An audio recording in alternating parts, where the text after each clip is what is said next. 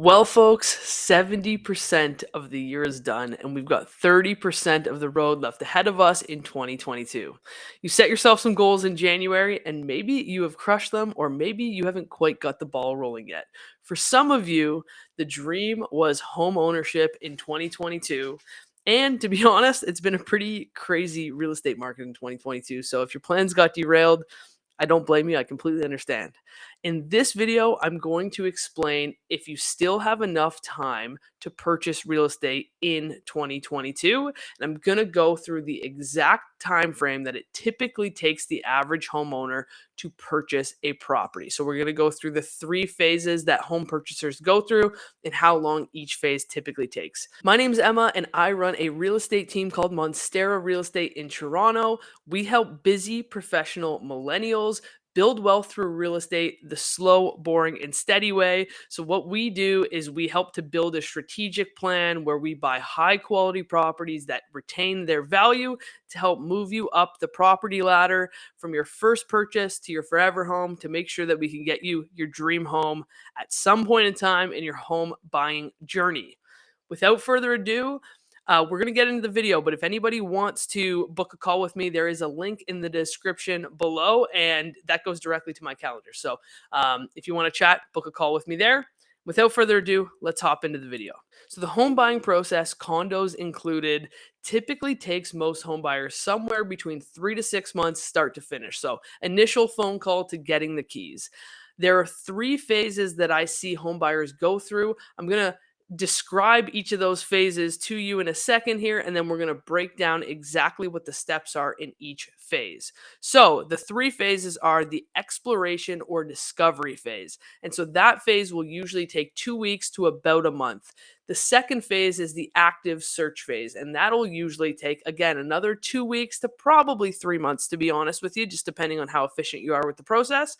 In the last phase is the closing phase, and that's usually going to take 1 to 3 months. And if you kind of average that out, it's usually, again, 3 to 6 months start to finish. So let's talk about each phase in more depth and what you're going to do in each phase. So the discovery phase or the exploration type of phase is comprised of a couple of things. So, one, getting your pre approval and understanding your financing.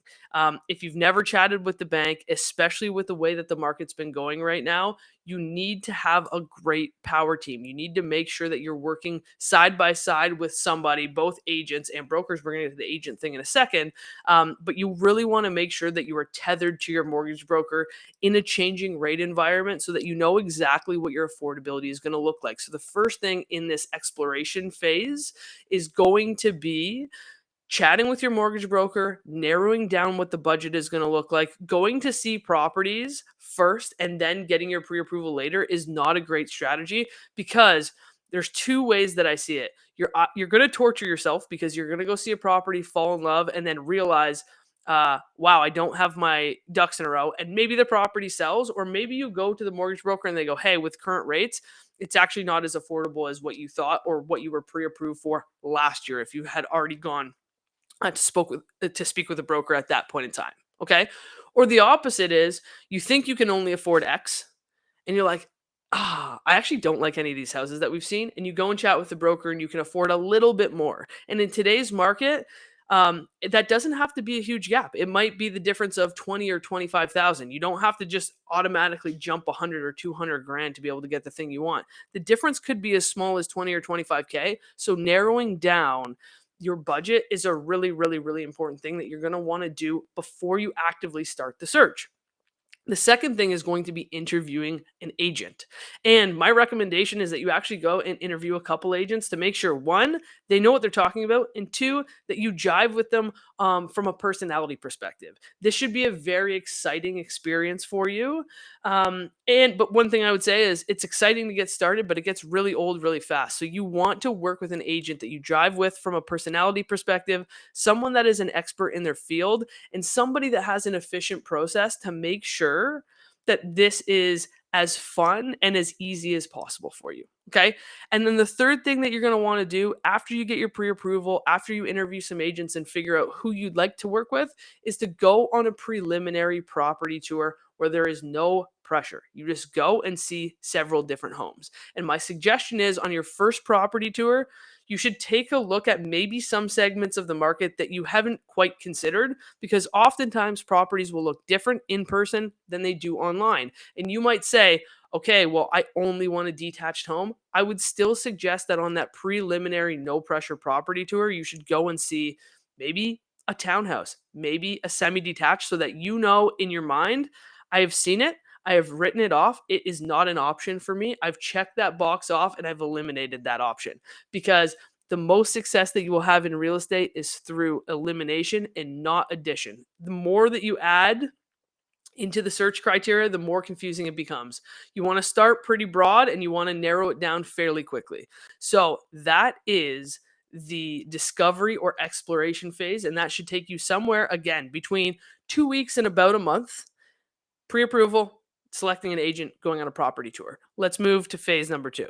Phase number two is the active property search. Okay. And this, again, is usually going to take somewhere between 2 months and, 2 weeks and about 3 months. And in this phase is you have done all of the education, you've kind of narrowed down what you're looking for, and now you're waiting for the right one to pop up. One thing that I do want to say is these timeframes are subject to change. I'm talking specifically about home buyers in this video here, but if you are also looking to sell and purchase at the same time, there are some intricacies. And so, to go back to phase one, when you're selecting an agent, make sure that you're working with an agent that does both buys and sells, because um, it can be a complicated process, and you need to make sure that you're getting the right advice when it comes to that. So the active search phase is pretty self-explanatory. You're gonna spend 2 weeks to 3 months actively searching for properties. Make sure that you have an efficient process set up so that you're not going out to see excuse me, you're not going out to see 10 or 15 properties every time you go. If you're going out to see 10 or 15 properties every single time that you're going out with your agent, they're not listening to you. They haven't asked you the right questions. You should be going, when you get to this second phase, you should maybe be going to see one or two properties per time with your agent, and they should probably be about a 7 out of 10 or higher on, if you were to rate it. And there maybe is one or two features where you're like, this doesn't work for me. If you're going out and you work all day and you have kids and you're going to take the time out of your already busy schedule to go see a property, given all of the tools and technologies that we have in today's market, you should have a pretty good idea by the time you get out there if it's going to be a contender. If you get out there and you're like, okay, it doesn't quite look like it did in photos, or the bedroom's maybe not quite big enough, you know, there might be one or two things that are deal breakers at the end of the day, but the bulk of the criteria should fit. We can do so much work from home in today's market. And like I said, with the technologies that we've got, that you should be able to have a significantly more efficient process. That's something that our team constantly works on. Like, one of the mottos that we kind of have built for both my agents and for our clients is spend more time on you and less time on real estate. You don't have to spend every single weekend going to search for homes. If you want to, great. But what we like to do is, with our clients, if they're going for a property tour, let's grab a coffee. We'll go see a couple of properties. We'll narrow down. Our job is to be able to see where your eyes light up. You can get emotional about it. We bring the logic. And together, when we pair those things, we find your dream home. So the active search phase is you actively going to find the property, and that can take really as long as you need.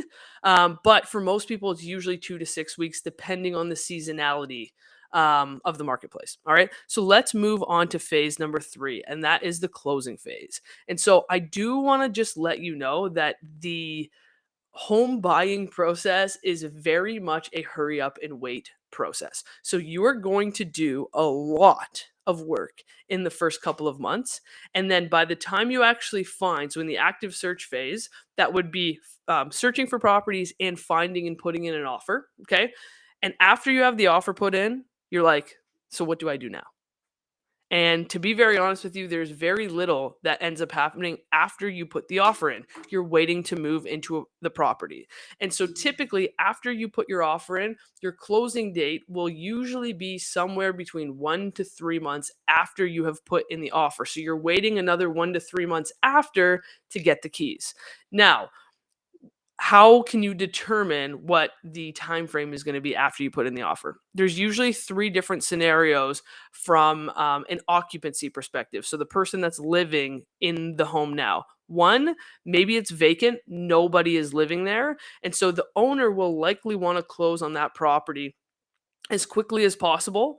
And for the purposes of this video, without going into too many intricacies, 30 days would be considered a quick closing. So if the property is vacant, the current owner may want you to close within 30 days because they can mitigate carrying costs. So their mortgage, property taxes, maintenance fees, if it's a condo, they're continuing to pay for that while nobody is living there. So they might want you to close within 30 days. The second scenario is if a homeowner is living in the property. They usually want, 2 to 3 months to kind of get their stuff together. Like, okay, awesome. I know the property is sold. Maybe they have to go and find another property that they're looking to buy, or maybe they just need to pack their stuff up and make sure that they're having a comfortable moving experience because everybody knows that moving is not usually a very fun experience. Getting to the destination is awesome, but it's kind of like the equivalent of traveling. You know, who wants to sit in a tin can in the air for several hours? You just want to be on the beach sipping cocktails. So, the closing process is again kind of similar to that, or sorry, the moving process is kind of similar to that. So we've talked about vacant properties closing quickly. If there is a homeowner that lives in the property, it's usually going to be about 2 to 3 months that they need to kind of get their stuff together. And then the last one would be if the property has a tenant inside. So if there's a renter in there, if a renter is in the property, and I'm talking about Ontario specifically here, but the landlord is going to be required to provide at least 60 days notice to the tenant. Okay, so we're going to have at least 60 days to from contract to be able to close. However, the landlord and tenant board rules state that when you provide the 60 days notice, it's got to be from the first day of the next month. So if you provide notice on the 29th day of the month, we're going to be pretty close to 60 days.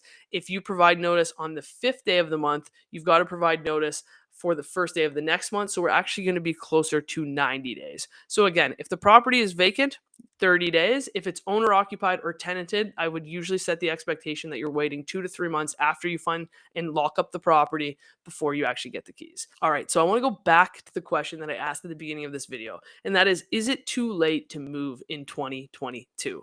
If you want to have the keys by the end of the year, then I would say you probably need to hurry up a little bit because we've got 4 months left. So you're still within that threshold of being able to get the keys. So the answer to that is yes. Now, as we continue to progress in October and November, the likelihood is you can still buy something by the end of the year, but you're probably not going to be getting the keys until early 2023. All right. So at the time of this recording, can you still buy something? The answer is yes. You can buy something at any point in time. It's when are you going to get the keys? And so when you're speaking and interviewing with the agents, you need to let them know I'm actually looking to have the keys at this point in time, not starting to search. Okay. And that's probably a question that they should be asking you so that we can make sure that we're working within your time frame. To recap what we talked about, you have the discovery or introductory type of exploration phase. You've got the active search phase where you're going to actively search for properties and put it under contract. And then 3, you've got the closing phase. Hope you found some value in this video. If you did, please give me a thumbs up and a subscribe. And I look forward to seeing you in the next one.